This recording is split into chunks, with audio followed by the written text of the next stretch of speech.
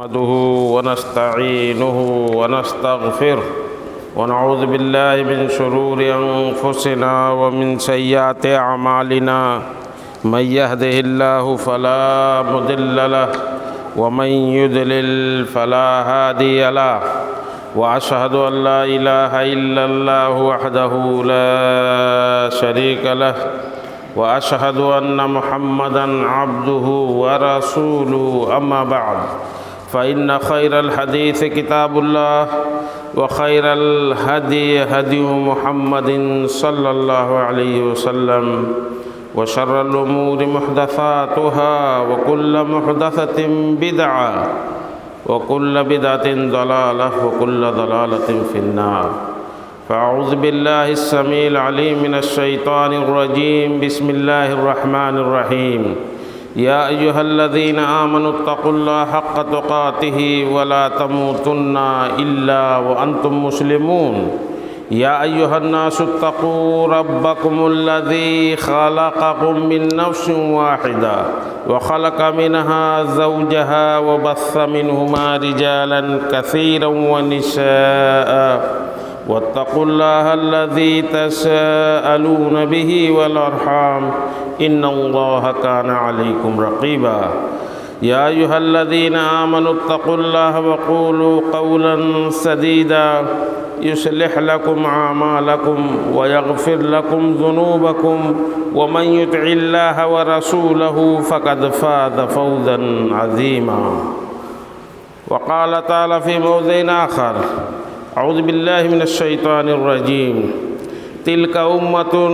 قد خلت لها ما كسبت ولكم ما كسبتم ولا تسألون عما كانوا يعملون. وعن أبي سعيد الخدري رضي الله تعالى عنه قال: قال رسول الله صلى الله عليه وسلم: لا تسبوا أصحابي فلو أن أحدكم أنفق مثل أحد ذهبا ما بلغ مد أحدهم ولا نصيفه. رواہ البخاری. حاضرین جمعہ، بزرگان دین، نوجوان ملت، عزیز طلبہ، اللہ رب العالمین کی حمد و ثنا، اس کی بڑائی، اس کی بزرگی، اس کی کبریائی بیان کرنا ہم سب پر واجب ہے، لائق و زیبا ہے. بعد ہو پیارے حبیب جناب محمد الرسول اللہ صلی اللہ علیہ وسلم پر بے شمار درود و سلام بھیجیں. اللہم صلی علی محمد وعلی آل محمد کما صلیت علی ابراہیم وعلی آل ابراہیم انک حمید مجید. اللہم بارک علی محمد وعلی آل محمد کما بارکت علی ابراہیم وعلی آل ابراہیم انک حمید مجید. برادران اسلام، گزشتہ خطبے میں محرم الحرام کے مہینے کے سلسلے میں جو فضیلتیں بیان کی گئی تھیں کہ اس مہینے کی اصل فضیلت یہ ہے کہ اس مہینے میں زیادہ سے زیادہ نفلی روزے رکھنا چاہیے. اللہ کے نبی جناب محمد رسول اللہ صلی اللہ علیہ وسلم ایسا کرتے تھے. اور پھر عاشورہ کا روزہ، اس کے بارے میں بھی آپ لوگوں کو بتلایا گیا کہ مدینے کے یہودی روزہ رکھتے تھے 10 محرم کا. اللہ کے نبی صلی اللہ علیہ وسلم نے ان سے استفسار کیا، پوچھا کہ یہ کیسا روزہ ہے، تو انہوں نے بتایا کہ یہ ایک اچھا دن ہے، نیک دن ہے. اللہ کے نبی حضرت موسیٰ علیہ السلام اور بنی اسرائیل کو اللہ نے ان کے دشمنوں سے، فرعون اس کی لشکر سے اسی دن نجات دیا تھا، تو ہم لوگ روزہ رکھتے ہیں. تو اللہ کے نبی صلی اللہ علیہ وسلم نے فرمایا تھا کہ موسیٰ علیہ السلام کا معاملہ ہے تو میں زیادہ حقدار ہوں تم لوگوں سے. تو آپ نے بھی روزہ رکھا اور صحابہ کو بھی روزہ رکھنے کا حکم دیا. اور پھر ایک دوسری روایت یہ بیان کی گئی تھی کہ اللہ کے نبی صلی اللہ علیہ وسلم سے صحابہ نے کہا کہ اللہ کے نبی صلی اللہ علیہ وسلم یہود و نصارہ بھی یہ روزہ رکھتے ہیں 10 کا، تو ہم بھی 10 کا صرف رکھیں. تو ان سے مشابہت ہوتی ہے۔ تو اللہ کے نبی صلی اللہ علیہ وسلم نے فرمایا کہ ہاں اگر اگلے سال زندہ رہا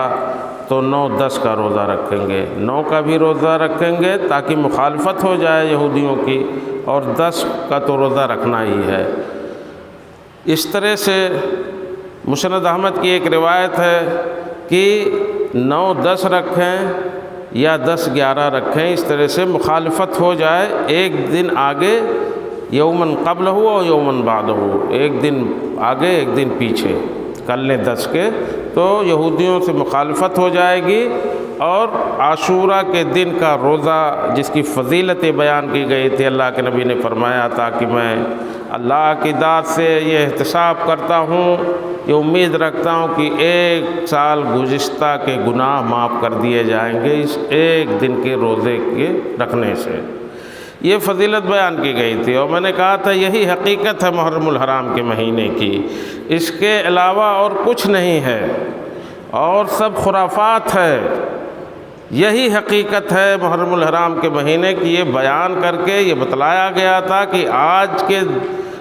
دنوں میں، آج کے زمانے میں جن چیزوں کا واویلا مچایا جاتا ہے،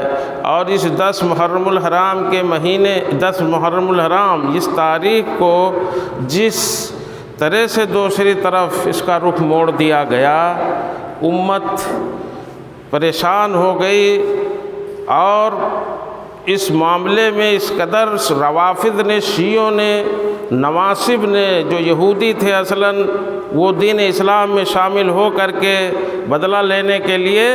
انہوں نے ایسا دبیز، اتنا موٹا چادر ڈال دیا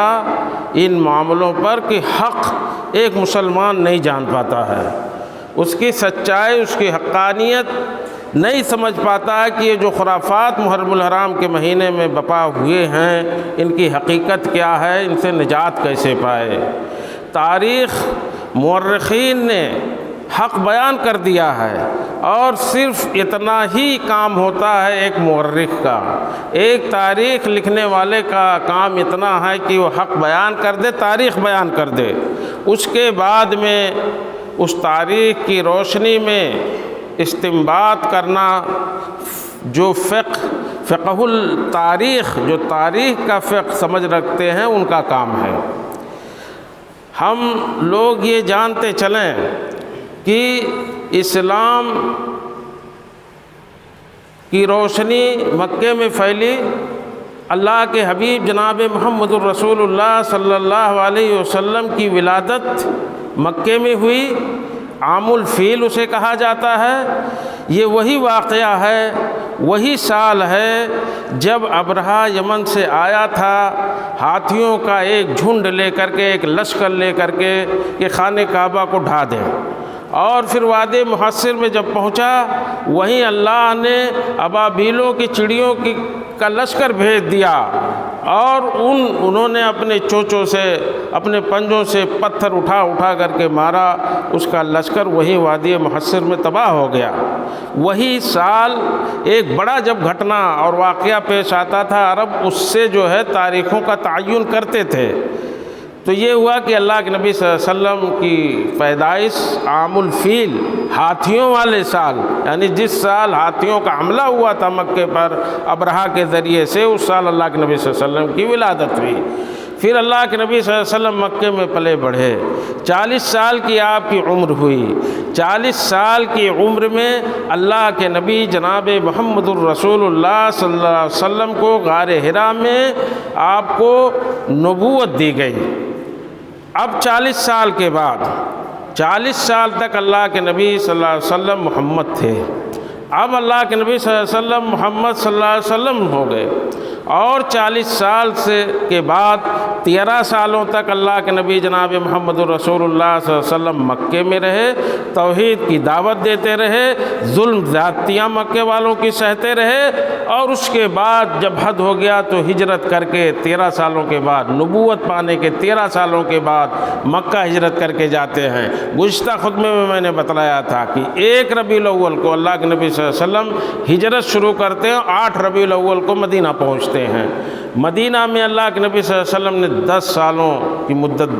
جو ہے نبوی مدت، نبی ہونے کے بعد وہاں گزاری۔ تو 13 10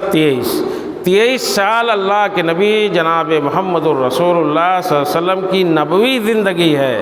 اور پوری جو ہے عمر اللہ کے نبی صلی اللہ علیہ وسلم کی 63 سال کی ہے۔ یہ اللہ کے نبی جناب محمد الرسول اللہ صلی اللہ علیہ وسلم کی تاریخ ہو گئی مختصراً، جمعے کے خطبے میں اس سے زیادہ اور کچھ نہیں بیان کیا جا سکتا۔ اللہ کے نبی جناب محمد الرسول اللہ صلی اللہ علیہ وسلم کی جب وفات ہوتی ہے ربیع الاول کے مہینے میں 11 ذی الحجہ کو، تب خلافت حضرت ابوبکر صدیق رضی اللہ تعالیٰ عنہ کے ہاتھ میں آتی ہے، آپ خلیفہ بنائے جاتے ہیں، اور حضرت ابوبکر صدیق رضی اللہ تعالیٰ عنہ کی مدت خلافت بڑی مختصر ہے، 2 سال 3 مہینے کچھ دن 10 دن۔ یہ 2 سال 3 مہینے 10 دن حضرت ابوبکر صدیق رضی اللہ تعالیٰ عنہ مسند خلافت پہ فائز رہے۔ آپ کی وفات کے بعد سیدنا عمر فاروق رضی اللہ تعالیٰ عنہ مسند خلافت پہ فائز ہوتے ہیں، آپ خلیفہ ہوتے ہیں، اور بڑی شاندار خلافت کیا۔ 10 سال آپ کی مدت رہی، 10 سال کچھ دن اللہ کے حضرت عمر فاروق رضی اللہ تعالیٰ عنہ کی مدت خلافت ہے۔ حضرت عمر فاروق رضی اللہ تعالیٰ عنہ شہید کیے گئے ہیں۔ یہ جان لیں آپ لوگ، یہ شہادت ہی کا فتنہ ہے جو محرم میں ہوا حضرت حسین رضی اللہ تعالیٰ عنہ۔ اس لیے میں یہ بتلاتا چلوں کہ یہ جلیل القدر صحابی فاروق کا لقب جسے اللہ کے نبی جناب محمد الرسول اللہ صلی اللہ علیہ وسلم نے دیا تھا، اور صدیق کا لقب جسے اللہ کے نبی صلی اللہ علیہ وسلم نے دیا تھا ابوبکر صدیق کو، ان کے بعد یہ خلیفہ ہوئے عمر فاروق۔ 10 سال تقریباً آپ کی جو ہے خلافت کی مدت رہی۔ اس کے بعد سیدنا عثمان غنی رضی اللہ تعالیٰ عنہ، یہ دونوں خلیفہ ابوبکر صدیق اور حضرت عمر فاروق، یہ دونوں اللہ کے نبی جناب محمد الرسول اللہ صلی اللہ علیہ وسلم کے خلیفہ بھی ہیں اور رشتے میں سسر بھی ہیں دونوں۔ اور اس کے بعد جب خلیفہ ہوئے عثمان غنی رضی اللہ تعالیٰ عنہ، تو یہ اللہ کے نبی صلی اللہ علیہ وسلم کے داماد بھی ہیں، ذی النورین ہیں۔ آپ کی 2 بیٹیاں، ایک کی وفات ہوتی ہے تو دوسری کی شادی جو ہے نکاح اللہ کے نبی صلی اللہ علیہ وسلم اور عثمان غنی رضی اللہ تعالیٰ عنہ سے کر دیتے ہیں۔ عثمان غنی رضی اللہ تعالیٰ عنہ خلیفہ رہے، 12 سال سے زیادہ آپ خلیفہ رہے، اور آپ کو بلوائیوں نے عمر فاروق رضی اللہ تعالیٰ عنہ یہی امت کے فتنوں کے دروازہ تھے۔ یہ دروازہ جب اللہ کے نبی نے پیشین گوئی کی تھی کہ یہ دروازہ جب نہیں رہے گا تو میری امت میں فتنے شروع ہو جائیں گے، تو پوچھا گیا اللہ کے نبی یہ دروازہ کھل جائے گا، کھول دیا جائے گا، توڑ دیا جائے گا؟ اللہ کے نبی نے فرمایا تھا توڑ دیا جائے گا، یعنی شہید کر دیے جائیں گے۔ شہید کر دیے گئے۔ حضرت عثمان غنی خلیفہ ہوئے، 12 سال سے زیادہ آپ نے خلافت کی، لیکن بلوائیوں نے، عبداللہ ابن سبائیوں نے حضرت عثمان غنی رضی اللہ تعالیٰ عنہ کو مدینہ ہی میں 18 ذی الحجہ کو آپ کو شہید کر دیا، 18 یا 16 ذی الحجہ کو۔ ذی الحجہ کا مہینہ آپ جانتے ہیں کہ کون سا مہینہ ہوتا ہے؟ حج کا مہینہ ہوتا ہے۔ 8 ذی الحجہ سے حج شروع ہوتا ہے، یوم الترویہ، اور 12 کو ختم، جو منا سے واپس آ جائے 12 کو مکہ، یا پھر تاخیر کرے اور 13 کو آ جائے، تو 8 سے 13 تک تو حج ہے۔ اور مدینے سے صحابہ کرام جو اس وقت زندہ تھے اور مسلمان، وہ سب مکہ حج کرنے کے لیے گئے تھے، مدینہ خالی تھا، بلوائیوں نے گھیر لیا، اور عثمان غنی رضی اللہ تعالیٰ عنہ کو بے دردی کے ساتھ آپ کے گھر میں، آپ کے بچوں کے، بیوی بچوں کے سامنے شہید کر دیا گیا۔ سن 35 میں، سن 35 ہجری میں آپ کو شہید کیا گیا، اور سن 35 ہجری سے پھر اس کے بعد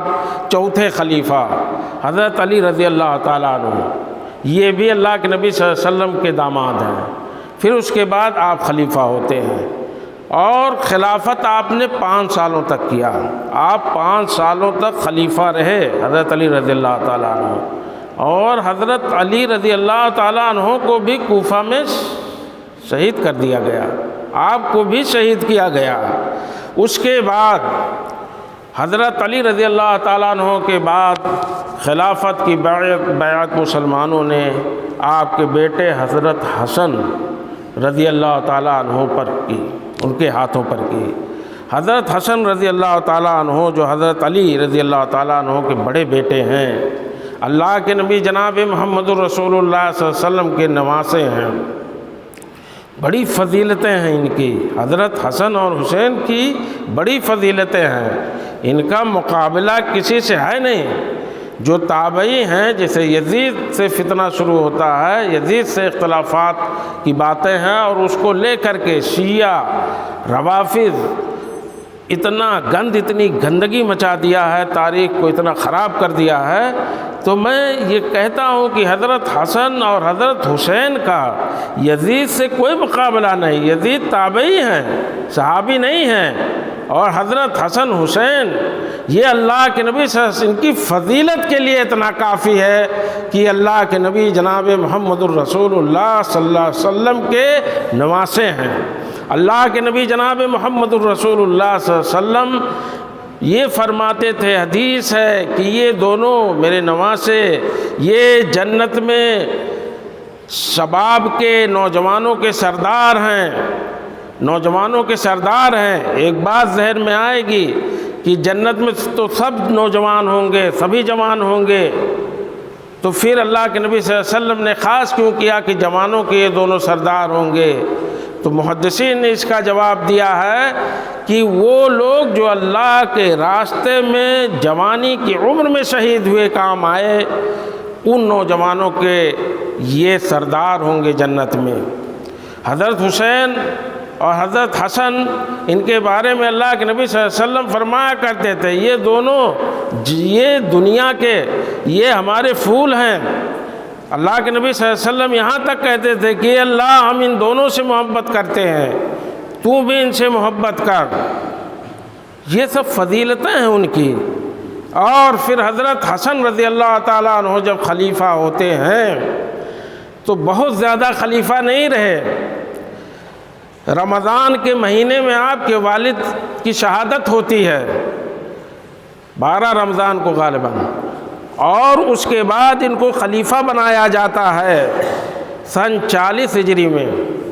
سن 35 میں آپ کے والد محترم حضرت علی رضی اللہ تعالیٰ عنہ خلیفہ ہوتے ہیں، 40 میں شہید کر دیے جاتے ہیں۔ 5 سال کی مدت ہے خلافت کی حضرت علی رضی اللہ تعالیٰ عنہ کی۔ اس کے بعد 40 میں رمضان میں کے مہینے میں حضرت حسن رضی اللہ تعالیٰ عنہ خلیفہ ہوتے ہیں رمضان کے مہینے میں۔ اور سن 41 میں جب انہوں نے دیکھا کہ فتنے بڑھ رہے ہیں امت میں اور ان فتنوں کا سد باب کرنا بڑا ضروری ہے، ان کو روکنا بڑا ضروری ہے، کسی بہت بڑے مدبر اور بڑے جو ہے دور اندیش شخص کو اب کمان دینی چاہیے خلافت کی، تاکہ وہ ان فتنوں کو روک سکے اور جو ہے اسلامی فتوحات کا دائرہ بڑھا سکے۔ چنانچہ ان چیزوں کو، اختلافات کو دیکھتے ہوئے، سازشوں کو دیکھتے ہوئے، کوفیوں کے بدعہدی کو دیکھتے ہوئے، وہ کوفی شیعہ بدبخت سبائی جنہوں نے آپ کے والد کو جو ہے شہید کیا تھا، ان کے خرافات کو دیکھ کر کے، ان کے بدعہدی کو دیکھتے ہوئے، ان سے آپ کے والد بھی تھک گئے تھے، اکتا گئے تھے۔ حضرت ابو سعید خدری رضی اللہ تعالیٰ عنہ بیان کرتے ہیں، یہ بات اگر موقع اور زندگی نے وفا کیا اگلے خطبے میں ہوگی، کہ جب وہ مکہ میں تھے حضرت حسین رضی اللہ تعالیٰ عنہ اور مشورہ کر رہے تھے لوگوں سے کہ کیا کیا جائے، اس وقت حضرت ابو سعید خدری رضی اللہ تعالیٰ عنہ نے مشورہ دیا تھا کہ آپ ان سے چوکنا رہیے، ان کوفیوں سے، ان عراقیوں سے، یہ عراقی بدبخت ہیں۔ آپ کے والد کو ہم نے یہ کہتے ہوئے سنا کہ خدا کی قسم میں ان کوفیوں سے تھک گیا ہوں، اوب گیا ہوں، اور یہ مجھ سے تھک گئے ہیں، میں ان سے نفرت کرتا ہوں، یہ مجھ سے نفرت کرتے ہیں۔ جب یہ ماجرا حضرت حسن رضی اللہ تعالیٰ عنہ نے دیکھا تو 6 مہینے کے اندر پھر ربیع الاول کا مہینہ، سن 41 ہجری کا ربیع الاول کا مہینہ ہے، اور جا کر کے حضرت امیر معاویہ رضی اللہ تعالیٰ عنہ کو سے صلح کر لیتے ہیں اور ان کے سپرد کر دیتے ہیں خلافت کہ آپ دیکھیے، اور پھر مل کر کے اور متحد ہو کے ہم لوگ ان جو ہے فتنہ کرنے والوں کا مقابلہ کرتے ہیں۔ اس طرح سے 6 مہینہ تقریباً حضرت حسن رضی اللہ تعالیٰ عنہ خلیفہ رہے، اور پھر جا کر کے اپنا ہاتھ حضرت امیر معاویہ رضی اللہ تعالیٰ عنہ کے ہاتھ میں دے دیا، صلح کر لی۔ اور شاید اسی لیے اللہ کے نبی جناب محمد الرسول اللہ صلی اللہ علیہ وسلم نے پیشین گوئی کی تھی حضرت حسن رضی اللہ تعالیٰ عنہ کے بارے میں۔ وہ بیٹھے ہوئے تھے، اللہ کے نبی صلی اللہ علیہ وسلم نے اشارہ کیا، بخاری کی روایت ہے کہ ھذا ابنی سید، یہ میرا بیٹا، یہ میرا نواسہ حسن، یہ سردار ہے۔ وَلَعَلَّ اللَّهُ أَن يُصْلِحَ بِهِ بَيْنَ فِئَتَيْنِ عَظِیمَتَيْنِ مِنَ الْمُسْلِمِینَ، اللہ تعالیٰ اس کے ذریعے سے مسلمانوں کی 2 عظیم جماعتوں کے درمیان صلح کرائے گا۔ اور یہ پیشین گوئی اس وقت سن 41 میں ربیع الاول کے مہینے میں صحیح ثابت ہوئی، جب انہوں نے اپنا ہاتھ امیر معاویہ کے ہاتھ میں دے دیا، صلح کر لیا، ان سے بیعت کر لیا خلافت کی۔ اب امیر معاویہ رضی اللہ تعالیٰ عنہ، وہ امیر معاویہ جنہیں گالیاں دی جاتی ہیں، میں نے ابھی وہ آیت تلاوت کی ہے جس کو اللہ رب العالمین نے سورہ بقرہ کے اندر 134 نمبر آیت اور 141 نمبر 2 جگہوں پر ہے، تِلْکَ أُمَّةٌ قَدْ خَلَتْ لَهَا مَا كَسَبَتْ وَلَكُمْ مَا كَسَبْتُمْ وَلَا تُسْأَلُونَ عَمَّا كَانُوا يَعْمَلُونَ۔ وہ امت تھی، وہ ایک جماعت تھی، وہ جو گزر چکی، اور جو انہوں نے کیا اس کے بارے میں تم سے سوال نہیں کیا جائے گا، اور جو تم کرتے ہو اس کے بارے میں ان سے نہیں سوال کیا جائے گا۔ تو جو کر کے گیا وہ اس سے سوال کیا جائے گا، حساب کتاب وہ دے گا، ہم سے نہیں سوال کیا جائے گا، آپ سے نہیں سوال کیا جائے گا۔ یہ آیت کہتی ہے۔ اور پھر ابو سعید خدری رضی اللہ تعالیٰ عنہ کی بخاری کی روایت، اللہ کے نبی جناب محمد الرسول اللہ صلی اللہ علیہ وسلم نے فرمایا کہ لا تسبوا اصحابی، میرے صحابہ کو گالیاں مت دو، فلو ان احدکم، اس لیے کہ تم میں سے اگر کوئی انفق مثل احد ذهبا، احد پہاڑ مدینے کے شمال میں اتر طرف بہت بڑا پہاڑ، اللہ کے نبی نے اشارہ کر کے کہا کہ اگر اس احد پہاڑ کے برابر سونا خرچ کر دے کوئی تم میں سے، بعد میں آنے والے یعنی غیر صحابہ، اللہ کے نبی نے صحابہ کو چھوڑ کر کے، صحابہ کون ہیں، سب سے اس کی جامع تعریف علامہ ابن حجر عسقلانی رحمۃ اللہ علیہ نے کیا ہے کہ من لقی النبی صلی اللہ علیہ وسلم مومنا ومات علی الایمان، صحابی وہ ہے جو اللہ کے نبی صلی اللہ علیہ وسلم سے ملاقات کیا ایمان کی حالت میں، اور اس کے بعد اس کی وفات ہوئی ایمان پر، حالت ایمان پر، وہ صحابی ہے۔ تو اللہ کے نبی صلی اللہ علیہ وسلم نے فرمایا کہ صحابہ کے علاوہ تم لوگ اس کے بعد یعنی صحابہ کے بعد تابعین، تبع تابعین، اور جو زمانہ گزرا یہاں تک کہ آج تک اور رہتی دنیا تک، اللہ کے نبی صلی اللہ علیہ وسلم نے فرمایا کہ اگر کوئی احد پہاڑ کے برابر سونا خرچ کرے گا تو ہمارے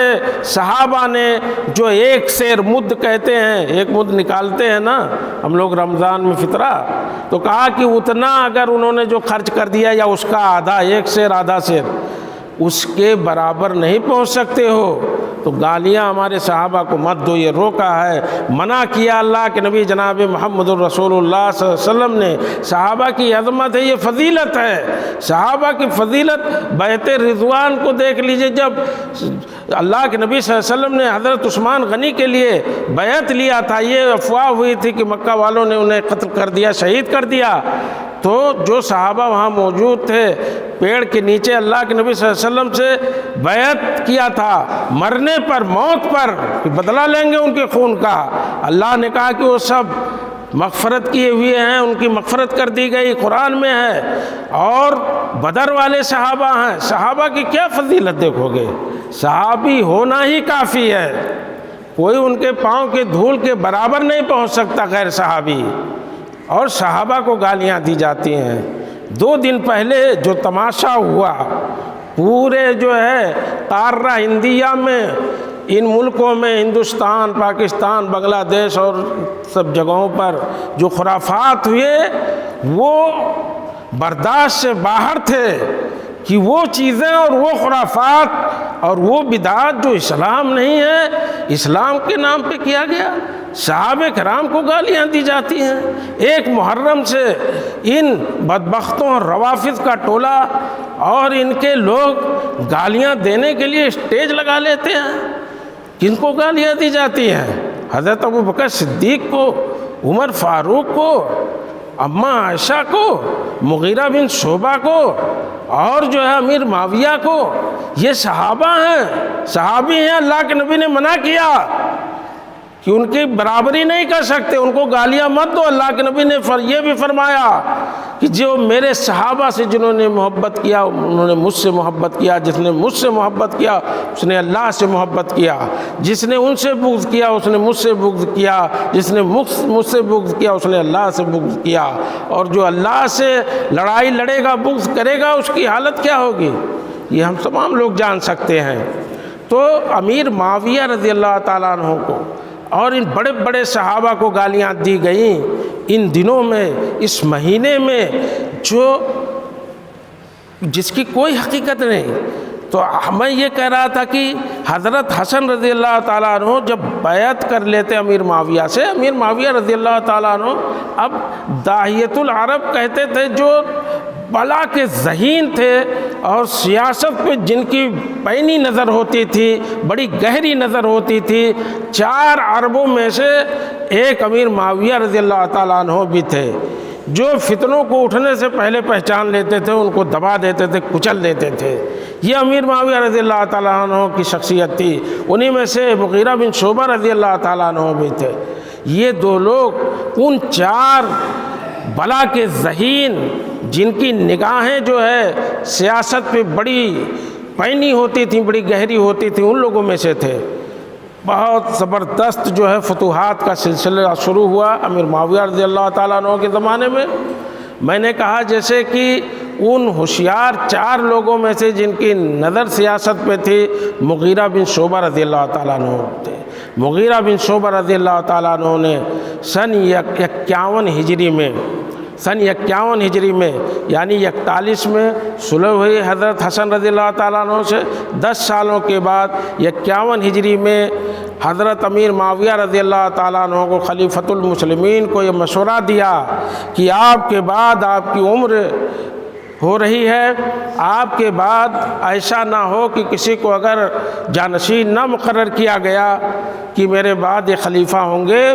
تو اب وہ زمانہ نہیں رہا کہ مشورے سے شورا سے معاملہ حل ہوگا، بڑا فتنہ ہوگا، بڑا خلفشار ہوگا۔ اس لیے استصواب رائے کروا لیجئے، مشورہ لے لیجئے۔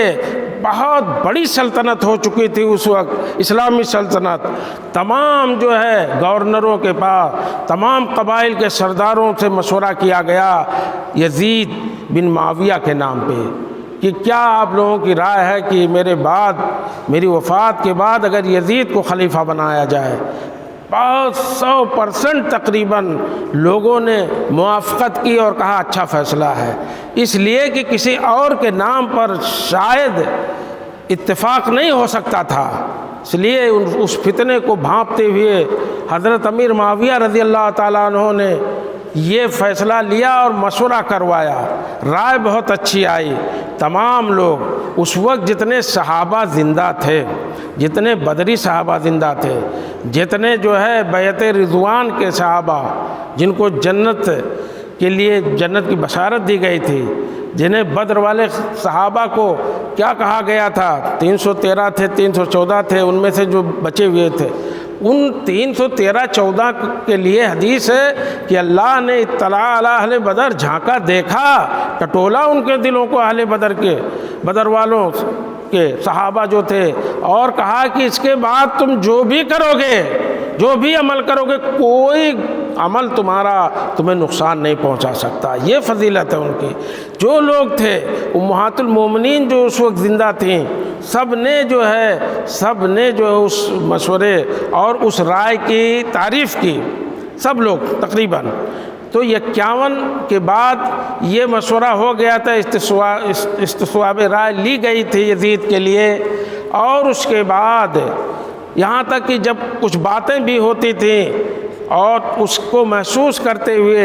دمشق کے شام میں، دمشق کے جامع مسجد میں جب خطبہ دے رہے تھے امیر معاویہ رضی اللہ تعالیٰ عنہ، تو انہوں نے کہا تھا کہ اللہ، اگر میں نے، جیسا کہ کچھ لوگ کہتے ہیں کہ اپنا بیٹا سمجھ کر کے اس کی محبت میں نے اس کو جانشین بنایا ہے، تو اگر ایسی بات ہے کہ اگر اس کا اہل نہیں ہے میرا بیٹا، تو خلافت کی کرسی پہ بیٹھنے سے پہلے اس کی موت دے دیتا ہوں۔ یہ ایک باپ اپنے بیٹے کے لیے کہتا ہے اور منبر سے کہتا ہے مسجد میں کہ اگر وہ اس کا اہل نہیں ہے، اس کے لائق نہیں ہے، بھلے لوگوں نے رائے دے دی ہے اور لوگوں نے کہا کہ اچھا مشورہ ہے، لیکن اللہ یہ فیصلہ تیرے حوالے کرتا ہوں کہ اگر اس لائق نہیں ہے میرا بیٹا، تو اسے خلیفہ ہونے سے پہلے موت دے دے۔ اور امیر معاویہ رضی اللہ تعالیٰ عنہ کون ہے جانتے ہیں؟ یہ کاتب وحی ہیں۔ اللہ کے نبی جناب محمد رسول اللہ صلی اللہ علیہ وسلم پر جب وحی نازل ہوتی تھی تب آپ لکھتے تھے۔ 41-42 جو کتاب وحی ہیں، لکھنے والے ہیں، کل ان میں سے ایک یہ بھی ہیں، وحی لکھتے تھے۔ اللہ کے نبی صلی اللہ علیہ وسلم پہ جو قرآن نازل ہوتا تھا، اللہ کے نبی صلی اللہ علیہ وسلم بہت ڈر کے مارے کہ بھول نہ جائیں تو بہت جلدی جلدی دہراتے تھے، تو اللہ نے کہا کہ یہ آپ کا کام نہیں ہے، یا آپ اتنی جلد بازی بھولنے کے ڈر سے مت کیجیے، ہم آپ کے سینے میں محفوظ کریں گے۔ اور ادھر اللہ کے نبی صلی اللہ علیہ وسلم اپنے وحی کے کاتبوں سے لکھایا کرتے تھے۔ اللہ کے نبی صلی اللہ علیہ وسلم نہ لکھنا جانتے تھے نہ پڑھنا جانتے تھے، تو اللہ کے نبی صلی اللہ علیہ وسلم کہ جو لکھنے والے جو ہے کتاب تھے، ان میں سے ایک امیر معاویہ رضی اللہ تعالیٰ عنہ بھی تھے۔ امیر معاویہ رضی اللہ تعالیٰ عنہ ابو سفیان کے بیٹے ہیں۔ ابو سفیان مکہ کے سردار تھے، صحابی ہیں، اور صحابی کے بیٹے ہیں، کاتب وحی ہیں۔ اور ایک رشتہ نہ جانتے ہوں تو یہ بھی جان لیجئے کہ اللہ کے نبی جناب محمد رسول اللہ صلی اللہ علیہ وسلم کے رشتے میں صالح ہیں۔ ام حبیبہ امہات المومنین میں سے ہیں، مومنوں کی مائیں، اللہ کا آپ کی بہن ابو سفیان کی بیٹی ام حبیبہ رضی اللہ تعالیٰ عنہ اللہ کے نبی صلی اللہ علیہ وسلم کی منکوحہ تھیں، آپ کی نکاح میں تھیں۔ یہ مومنوں کے ماموں ہیں امیر معاویہ رضی اللہ تعالیٰ عنہ۔ ایسی شخصیت کو جو صحابی ہے، صحابہ کے پیر کے گرد کے برابر کوئی آج نہیں پہنچ سکتا، ان کو گالیاں دی جاتی ہیں۔ چنانچہ سن 60 میں امیر معاویہ رضی اللہ تعالیٰ عنہ کا انتقال ہو گیا۔ اس کے بعد کا واقعہ، پھر اس کے بعد جو مراحل پیش آئے، یزید کے خلیفہ ہونے کے بعد حضرت حسین رضی اللہ تعالیٰ عنہ کے ساتھ